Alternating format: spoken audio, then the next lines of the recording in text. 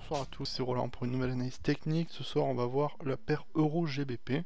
Alors je suis désolé de ne pas avoir été là pendant un petit moment, ben, je finissais un mémoire, du coup là j'ai à peu près terminé l'année et je vais pouvoir passer un peu plus de temps là-dessus parce que ça avait capté pas mal bien de mon attention ces derniers temps. Alors sur l'Euro-GBP, donc ça fait longtemps qu'on n'a pas fait d'analyse sur cette paire, quoique je l'aime bien dans l'ensemble. Alors ici on a une configuration qui est assez claire. Si on se met donc un petit peu plus loin pour checker ce qui s'est passé, donc on a eu une grande phase disons descendante ici, un grand canal baissier comme on voit ici, et moi donc là je suis plutôt parti pour l'instant. Je reste dans le doute, mais on a quand même une très forte accélération haussière ces derniers temps avant la consolidation, qu'on n'avait pas eu dans les cas précédents, enfin pas aussi soutenu, enfin en tout cas les précédentes ont été ravalées je dirais beaucoup plus rapidement, alors que là il y a encore du support haussier, et à court terme je pense qu'on a une figure qui se dessine en biseau ici, euh, plus précisément donc une figure qu'on appelle le pennant. Alors globalement, voilà, alors je retracer ça un peu plus correctement, voilà. Donc au plus large hein, par les mèches, comme ça, il n'y a pas de risque de se tromper. Donc avec une forte accélération haussière, c'est un peu la même philosophie que le drapeau, mais à mon avis en mieux.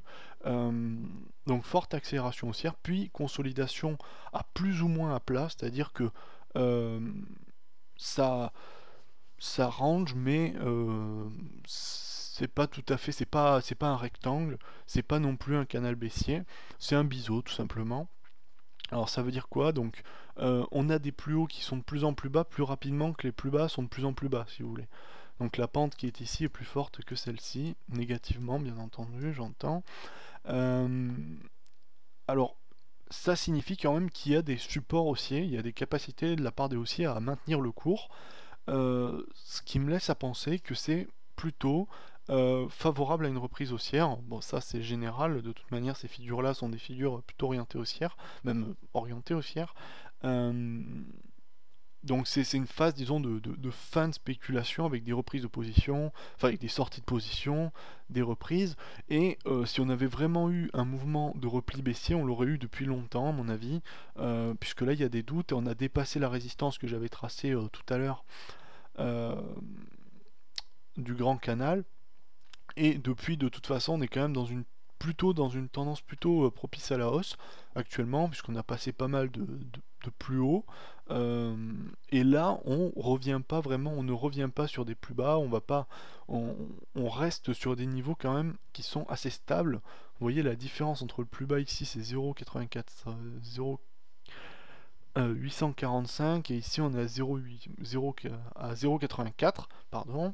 Du coup, bon, il n'y a pas une grande marge dans les plus bas, ça reste assez homogène. Alors, qu'est-ce que c'est l'analyse? Là, je vais être, pour l'instant, je dis pas que ça va être haussier ou baissier, parce qu'on peut pas le déterminer comme ça. On peut le voir qu'à la sortie de la figure. Cela dit, euh, si on a un franchissement haussier de la résistance oblique ici, là on peut être très franchement haussier sur une distance, je dirais, j'estimerais comme ça, jusqu'à la dernière pointe d'accélération que je reporte sur le point bas, jusqu'à 0,90. Ça me paraît tout à fait viable dans la mesure où c'est la zone des plus hauts, disons du dernier plus haut, tout simplement du dernier véritable plus haut. Dans une zone à peu près 0,90, ça me paraît tout à fait adapté. Donc si on avait une sortie à la hausse, ce qui me semble tout à fait possible, de cette figure autour de 0,85 par là, on pourrait très rapidement aller jusqu'à 0,90. Ça me paraît tout à fait plausible. La figure est très bien tracée. Il y a une bonne phase haussière sans interruption, une phase de consolidation qui ne montre pas une faiblesse des haussiers. Donc euh, il y a quand même un fond haussier là-dessous. C'est pas seulement spéculatif aller-retour.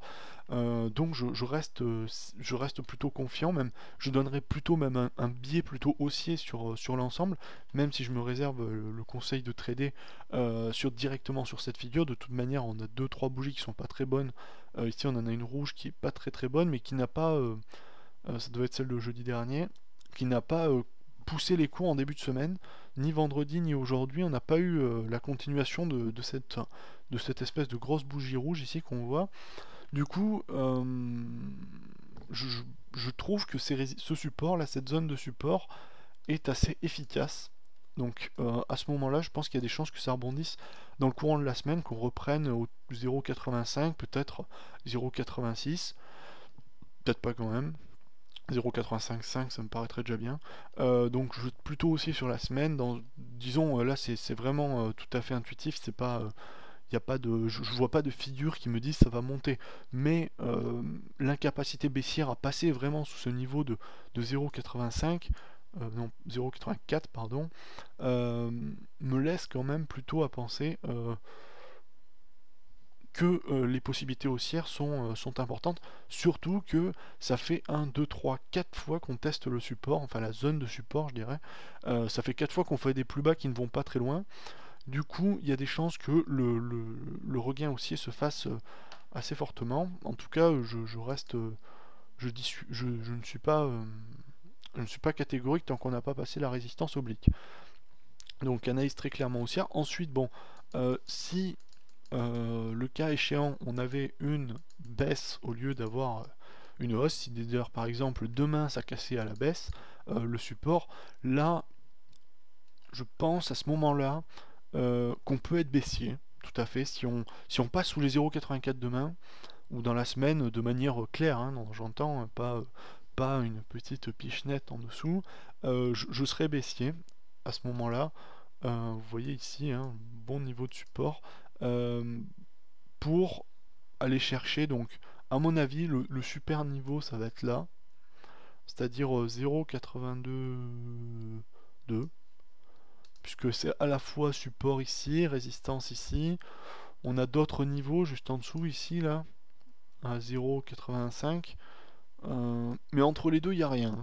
On est d'accord, là ici c'est le no man's land en termes de plus haut plus bas, donc si on passe là-dessous à mon avis on est éjecté entre 0,82 et 0,81, ça me paraît tout à fait plausible aussi si ça partait à la baisse, même si j'ai plutôt un biais un petit peu plus haussier sur cette analyse là. Voilà, donc je vous ai donné les deux scénarios possibles, hein. Si demain ça casse, si dans la semaine ça casse fort sous les 0,84, baissier jusqu'à entre 0,82 et 0,815. Et si ça casse à la hausse la résistance ici que j'ai tracée, que vous pouvez retracer très aisément chez vous, je serai haussier jusqu'à, disons dans un premier temps pour être réservé 0,88, et après, donc après ça dépendra de la motivation disons des cours, des haussiers, jusqu'à 0,90 qui est le véritable, l'authentique objectif théorique. Voilà. Après, est-ce qu'on peut avoir peut-être un schéma, alors je vais essayer de tracer quelque chose, euh, d'attente sur la trendline ici, mais bon, j'ai tendance à croire qu'elle est un peu oubliée cette ligne de tendance. Elle est on l'a un peu perdue de vue parce que là l'écart s'est fait tellement entre les points que je pense plus qu'elle ait vraiment une symbolique particulière. Voilà, voilà. J'espère que cette vidéo vous aura intéressé et je vous